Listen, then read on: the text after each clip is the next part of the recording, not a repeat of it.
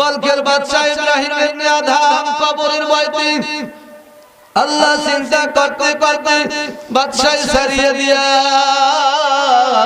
জঙ্গলে যাইয়া দিন কাটায়। একদিন রাস্তা দিয়া যায়, সিপাহী চাবুক সিপাহী ডাক দিয়া বলে, হে মুসাফির বাড়ি কই, তোমার নাম কি? কয় আমার নাম আল্লাহর গোলাম আব্দুল্লাহ। বলেন সুবহানাল্লাহ। তোমার বাড়ি কই? বলে আমার বাড়ি কবরে। বাদশাহী পোশাক পরিয়া নরমাল পোশাকে রাস্তা দিয়া যায়, যে যাকে না চেনে সে তাকে মানে না। রাজশাহীরা পুলিশ আসি আল্লাহু আকবার চাবুক দিয়া দুই তিনটা বাড়ি দিয়েছে। জীবনের ভিতরে পাওয়া যায় আল্লাহর জমিনে গইরাই পড়ছে। ওরে যারা চেনে তারা কয়, ওরে রাজশাহী কি করছো, কি করছো? উনি কি চেনো? উনি হইলাই জামানার বাদশা।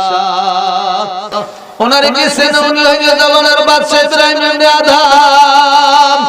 এবারে মুরাদ থেকে উঠে থেকে নামিয়া দুই পাও ধরে দাঁড়িয়ে কান্দার কয়, বাদশা অন্যায় করে ফেলেছি, ভুল করে ফেলেছি, ক্ষমা করিয়া দাও। ইব্রাহিম ইবনে আদহাম ডাক দিয়া বলে, বাবারা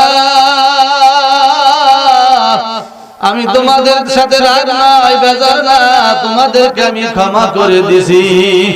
বলে, স্যার আপনি কেন বললেন আপনার নাম আল্লাহর গোলাম?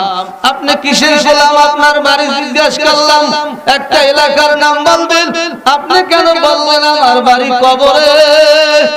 আল্লাহর ওলি কান্দার গায়ে, বাবারা সিপাহী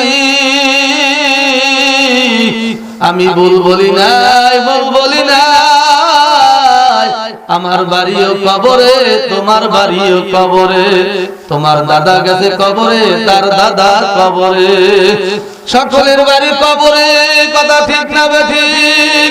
আমার বাড়িও কবরে, আপনার বাড়িও কবরে, দেশের প্রধানমন্ত্রীর বাড়িও কবরে, বিরোধী দলীয় নেত্রীর বাড়িও কবরে, আল্লাহ শেখ সাহেব চলিয়ে গেছে কবরে, আমার আপনার নবীও কবরে, সাহাবায়ে আজমাইনও কবরে, আল্লাহর ওলিরাও কবরে, সবাই আমরা কবরপুরের যাত্রী, তাতে কোনো সন্দেহ